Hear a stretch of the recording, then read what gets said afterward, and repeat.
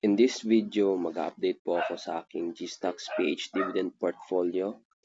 Ipapakita ko po sa inyo ang total dividends na na-receive ko noong nakaraang buwan, month of June. Pero bago po tayo magsimula, mag-shoutout po muna ako. Shoutout kay Bike Tayo 7055. Maraming salamat po sa suporta sa ating channel, Idol. Dahil sa iyo, ito po ang kauna-unang shoutout segment dito sa ating channel. Kaya kung gusto nyo po magpa-shoutout, comment down below at isa-shoutout po natin yan.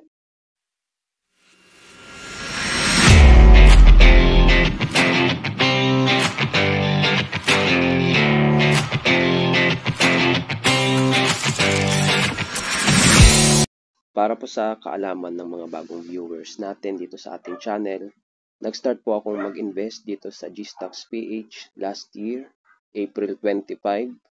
Bale, 1 year mahigit na po akong nag-i-invest. As of today, gain po ang ating portfolio dahil sa aking mga natatanggap na dividends at bukod pa yung capital gains ng mga stocks na hawak ko. Dahil doon, maganda ang pinapakitang performance ng aking portfolio compared sa ating market. Note ko lang po sa aking total invested capital na 50,981.43 pesos.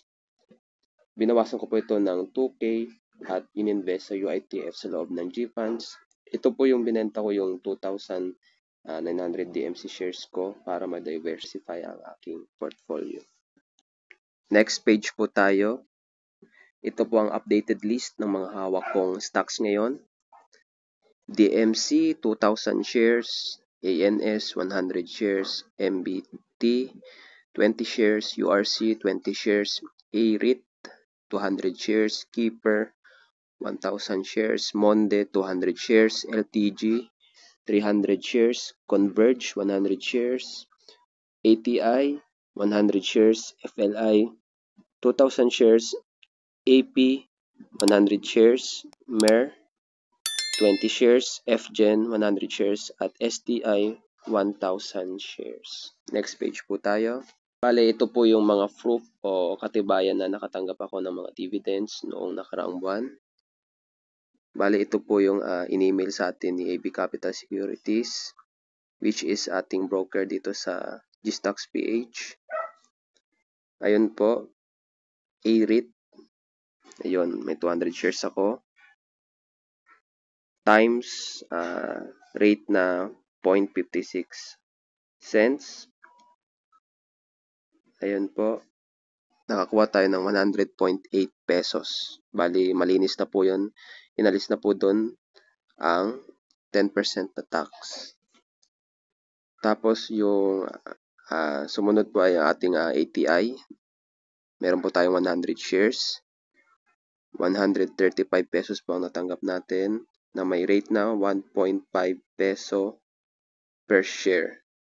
Bali, malinis na din po yan. Tanggal na din po dyan ang 10% na tax. Bali, maliliit lang po ang ating nakuha as of now dahil hindi pa natin dinadagdagan ang mga shares natin dito sa mga companies na to.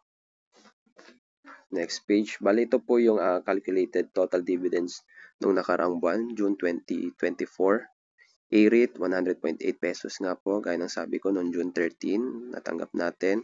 ATI, 135 pesos noong June 19, 2024.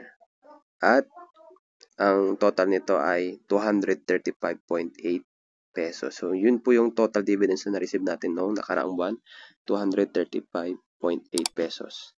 Kahit po maliit yan, laking tulong na din po yan kapag nag-accumulate po. At pwede na ulit tayo makapag-reinvest sa iba't iba pang business dito sa ating stock market. Next page. At ito naman po ang ating grand total dividends na na-receive since nung nag-umpisa tayong mag-invest dito sa GStocks PH. Bukod pa po yung ang capital gains ng mga stocks na hawak natin. So, bali ito po ang total dividends na na-receive natin. 6,546.6 pesos simula nung nag-invest tayo. Una po tayo nakatanggap sa DMC, November 9, LTG na magkasunod, December 15 at March 22. MBT, March 25, DMC, May 3, at ngayong nakaraang buwan, June 14 at June 19, sa IRIT at sa ATI. Ayun lamang po. At dito na nagtatapos ang ating video. Sana po nagustuhan nyo yung mga ganitong klaseng video na nagbibigay kaalaman sa inyo sa mundo ng investing. Kaya kung nagustuhan nyo po ito, paki-like lang po ang ating video, and please consider subscribe and hit the bell notification button para maging updated po kayo sa mga susunod nating videos.